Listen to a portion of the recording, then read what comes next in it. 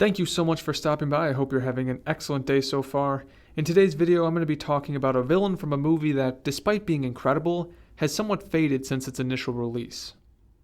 The movie I'm talking about is, of course, Beast of No Nation, which was directed by Cary Fukunaga. If you haven't seen Beast of No Nations, go check it out on Netflix. I promise it is worth your time. And once you're done, come back here with the film fresh in your mind. I think that's the best way to watch this video. There are many great characters in Beast of No Nation. Abraham Atta is phenomenal as Agu, but I think the most memorable character is the Commandant, played by Idris Elba. Idris Elba actually won a Screen Actors Guild Award for his performance. He's the last actor to win the award and not win the Oscar. In fact, he didn't even get nominated for an Oscar somehow. I did a character analysis on another villain from 2015, that would be John Fitzgerald from The Revenant, and Tom Hardy was actually nominated for that role. I think he probably should have won, but Idris Elba in this movie gives him a pretty good run for his money. So what makes the Commandant a special character? Well, it's impossible to understand the Commandant's role in the story without taking Agu into consideration, so that is where we will begin. Just before Agu meets the Commandant, he loses his entire family, his mother and sister are taken to the capital, and his father and brother are killed in brutal fashion, and then Agu escapes into the jungle. This tragedy makes Agu particularly vulnerable to the Commandant's manipulation strategy, which I'll get into shortly. Agu is eventually captured by the Commandant's battalion, and I love the first thing that the Commandant says about Agu. Where is 2IC? 2IC! 2IC! 2IC! Commandant, sir! 2IC, what are we to be doing with this thing? This thing. It is just a boy. This is the real Commandant. He doesn't see Agu's humanity, he simply sees Agu as a tool that could perhaps be useful, or perhaps not.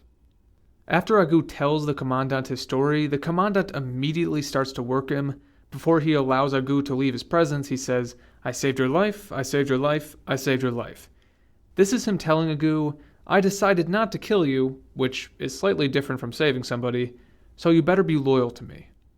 Agu obeys the orders of the battalion until they reach the main base, which is a very disturbing sequence of scenes. Young men get killed for simply not passing a series of really ridiculous trials, and after the new recruits pass the test, the entire battalion gathers around the Commandant, and he gives a pretty amazing speech.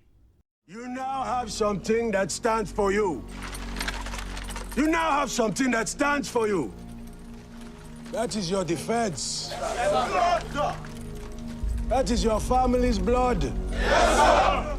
Victory! Victory! Victory! During the speech, we see Agu start to really buy into the Commandant's words, and I don't blame him given the circumstances, especially when the Commandant declares, "You are my family." Those words are pointed at all the boys who lost their family to the government's forces, and it isn't until the death of 2IC that Agu, and I think the rest of the battalion, starts to recognize that the Commandant's powerful words, they're not being used to inspire, but rather to manipulate. Shortly after being inducted into the battalion, the Commandant forces Agu to make his first kill. It's one of the most brutal scenes in recent cinema, and in this scene we see the Commandant go back to his dehumanizing tactics. When he hands a machete to Agu, he just tells him, it's like chopping wood. And after Agu caves the pleading man's head in, the Commandant follows up with another incredible line. He says, "Watch his blood. That is what you call justice." This kill is what really makes Agu a true member of the Commandant's battalion. Later that night, the Commandant talks to some of his men in a circle, and he describes to them the capital of their city, I guess you could say, and he makes it out to be some sort of land of milk and honey where models are roaming around streets made of gold, and they actually believe the picture he paints, and by convincing them of this falsity, the Commandant becomes their Jacob. And during this scene, you see how charming this man is. I think it's fair to say he's a psychopath, but nobody can see through his mask because it's just too appealing. They want to believe that this man really cares about them and wants to lead them for the benefit of their country because they feel invincible by his side. This feeling of invincibility is perfectly shown in what I think is one of the best scenes of the past decade. Part of the battalion gets held up at a bridge, and the Commandant goes into inspiration mode. Are you ready to fight? Yes, sir! Are you ready to fight? Yes, sir! You want to take that bridge? Yes, sir! We're gonna take that fucking bridge? Yes, sir! Ibendake. Ibendake. The Commandant then leads them to the bridge waving his little feather duster thing, and it is insanely badass. The aura given off by the Commandant is similar to Kilgore in Apocalypse Now. Willard says in Apocalypse Now that there's some men in Vietnam who just know wouldn't get touched, and I think the same thing could be said about the Commandant. After this battle, the Commandant is basically a god to Agoo, but that belief is tested once the Commandant orders him into his hut and then molests him. And again, this is another example of a Commandant using his men for his own satisfaction. He works Agoo by saying, "You remind me of myself, you're going to be a great leader someday." And then after all of that, he asks Agoo to quote-unquote help him out. It's an extremely difficult scene to watch because you kind of know what road the Commandant is taking Agoo down. And I also do want to take a brief pause to mention the amazing little details in Idris Elba's performance. Similar to Heath Ledger's performance as the Joker, the Commandant does many subtle things that are actually sort of amusing. What is happening to this one? A piece of RPG is hitting his temple. Oi! Oi, What do we oi! do with the civilians? For instance, at one point the battalion blows a couple guys up with grenades as the Commandant is walking away, and he scolds them for pulling the pins too early by saying, "Can't you see my ears?" There are quite a few moments like this that make the Commandant even more compelling. The downfall of the Commandant begins when he and his men are summoned to the rebel HQ, and he's stripped of his battalion for political reasons, and then the battalion is given to 2IC, and the Commandant responds by saying this. This my battalion that I have made with my own hands. I'm their father.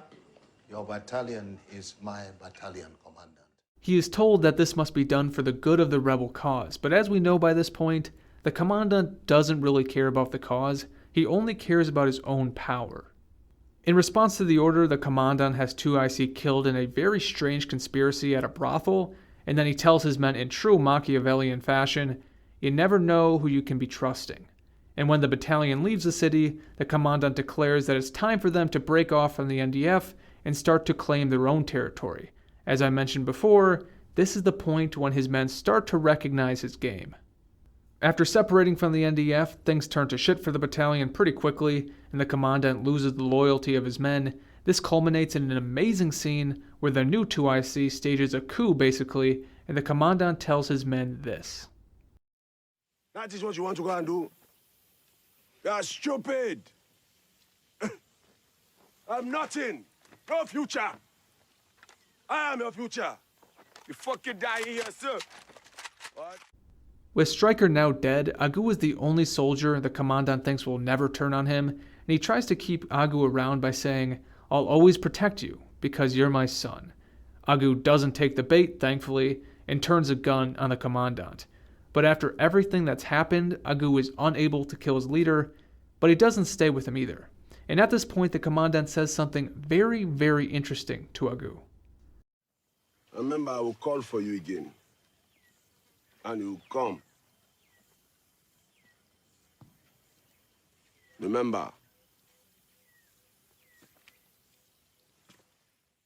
I'm not totally sure what he means by this, but I suspect it's his brain being unable to accept that his men have abandoned him, and he's trying to convince himself that at some point, they're still going to answer his call. The Commandant's story doesn't end with death, which is an interesting choice because usually men as evil as him get their comeuppance on screen, but Fukunaga goes a different route, and I actually like that. You get the sense that even if the Commandant is captured by the United Nations, he's still going to be able to charm his way out of consequences. Idris Elba was magic in this role. I can't imagine him ever topping this performance. The Commandant is a murderer, a manipulator, a leader, a charmer. He's so many things, and I'm happy the performance got recognized by the Screen Actors Guild. If you're interested in watching some more character analysis videos, I have a few already on my channel. I love making them, they're a lot of fun, and feel free to subscribe if you're interested in seeing more of them going forward. Thank you so much for watching, have a fantastic rest of your day, and hopefully, I will talk to you soon.